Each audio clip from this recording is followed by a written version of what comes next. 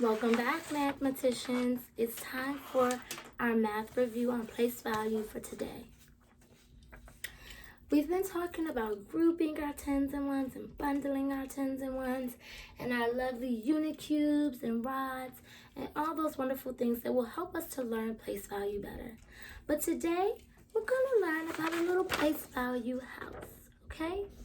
So what happens is we put our numbers on this mat and then we break the number up. We put one digit in the tens column and one digit in the ones column to hold its place, okay? And that helps us to show what the value of that number is. So today we're going to practice doing that, and then I am going to send you guys a little chart where you'll be able to break those numbers up as well. Our first number for today is 21. Now, remember that as we're doing place value, usually in writing and in reading, we read from left to right, left to right. But when we write our numbers, we're still going to write the number 21 as usual. And the 1 is we're going to start with the back of the number, right? The 1 is going to go in the ones place, and the 2 is going to go in the tens place, okay? So that shows us that we're going to have two groups of tens and one group of ones, okay? That also shows us the two groups of tens. Remember when we bundled our markers yesterday? We saw that two groups of tens was just like if we counted by tens 2 times. So let's try that now. Two groups of tens. 10, 20. Boom. That is the value of this number 2 in the tens place. Okay? So that's going to make me put down here at the bottom I have where I can make an equation. I'm going to put 20 right there because that's the value of what is in my tens place. And now I just need to figure out what's happening in my ones place. The value in my ones place, I switch count. I'm not counting by tens anymore. I'm just counting by ones. So I have 1, 1, which is the value of 1. So now I'm going to add my 1 there. When I do 20 plus 1, what does that give me? I put that bigger number in my head, so I'm going to put 20 in my head, and I'm going to count up. 1, 20, 21. And it says equals 21. So I show the value of each place that the digit was in. The 2 was in the tens place, the ones was in the one place. 20 plus 1 equals 21. Now we're going to try another one, okay? Our next number, oh, this is a big one. Our next number is 79, okay?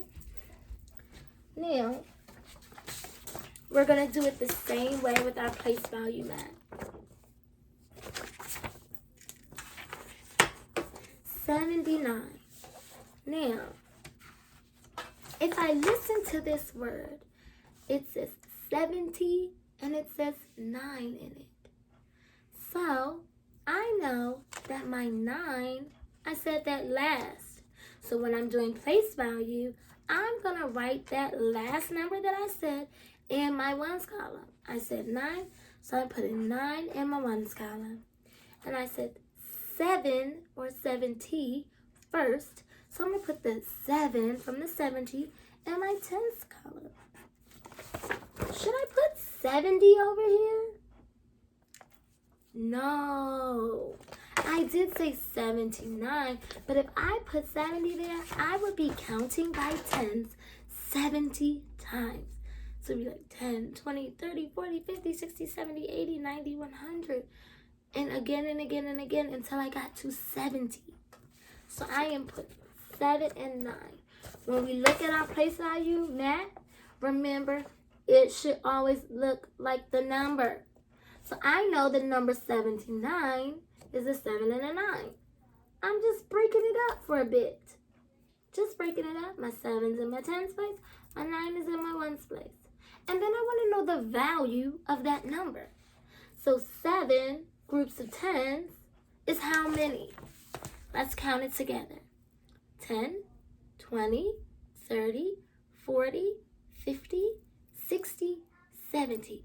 That is my 7. I have 7 fingers up, but I count it by 10s. So now I have my group of 10s 7 times, which equals to 70. And I'm just going to put that at the bottom because that's going to help us with our lesson tomorrow when we're writing it in expanded form again, like we talked about. The next number is 9. And remember, that's just counting my ones again. So we can just bring our 9 down. And we're going to say 70 plus 9 gets us back to our standard form number, which is 79. So you should see this number multiple times. 79, 79, 70 plus 9 equals 79. It's different ways of representing numbers. And we're going to try one more on our place value mat. And then I'm going to leave it to you guys to do your best work this afternoon. Our last number is 46. 46. So once again, I heard 46. 6 is my last number. I'm going to put that in my ones column. And 4 was my first number. That goes right in my tens column. So that's going to look like this. 4 groups of 10s and 6 ones. 4 groups of 10s. Let's count it out. 10, 20, 30, 40. So for my expanded form, I'm going to put 40 there. And then 6 ones is just 1, 2, 3, 4, 5, 6. 40 plus 6 gives me 46. So then again, I see that number again. I've got 46, 46. It's just like we put a line right through the middle of our number. First one goes in the tens, the last one goes in the ones. I know you guys are catching on to this super easily at home because your parents are great teachers. So please let me know if you have any questions.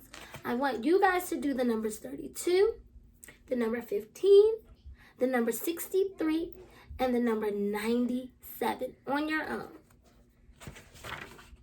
What you can do, you don't have to do the equation like I did, because we'll work more with that tomorrow.